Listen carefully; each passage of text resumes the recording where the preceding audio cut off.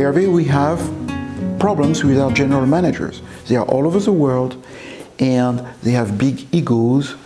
They are difficult to manage, and it's very difficult to put them together and create some alignment. What should we do?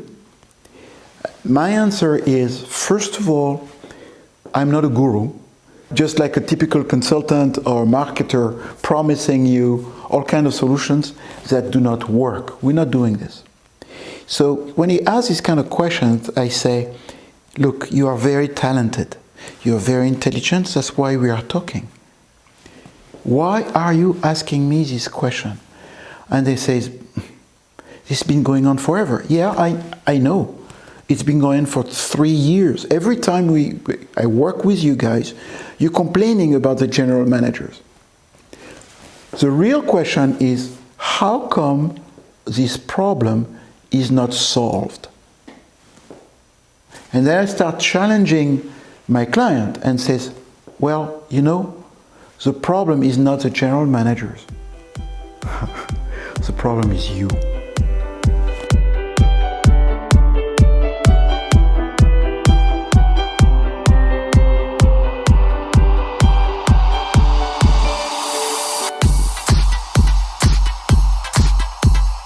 Being intentional is the key to success. Basically, if you are intentional, it means that you are obsessed, you think about it, and you really decided to do it. You know it.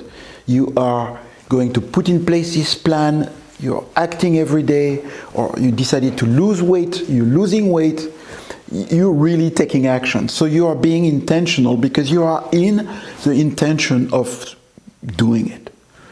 The opposite is people that complain, talk about the problem, observe the problem, and actually don't solve it.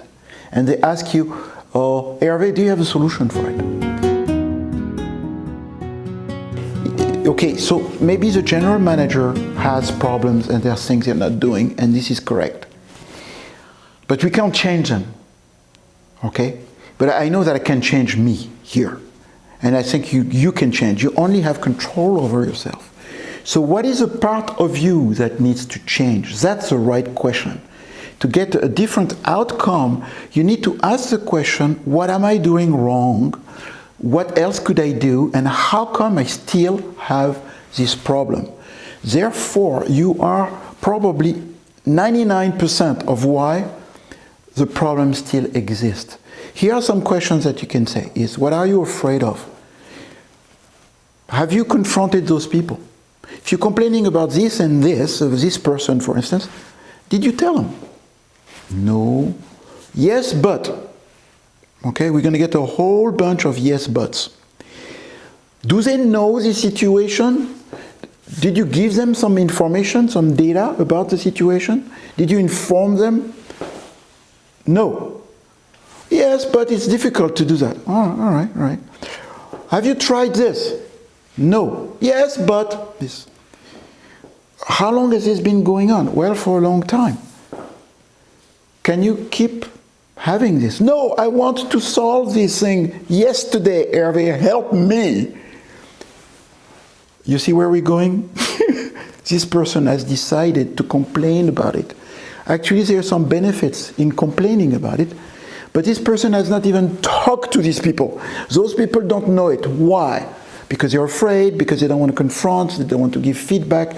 There are many reasons why this person here asking for a solution is creating the problem.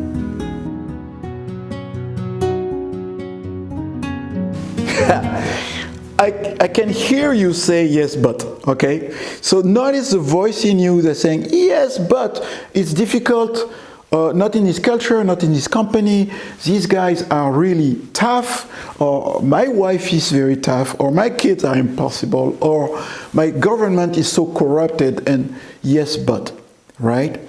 So I want you to notice that you are telling yourself excuses.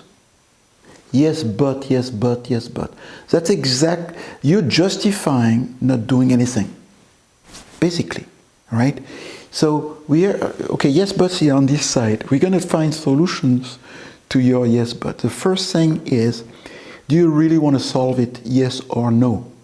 I mean yes or no. There's really one side. Do you want to be intentional or do you want to stay where you are? If you're telling a yes but, you're here. So you can stop this video. We are done.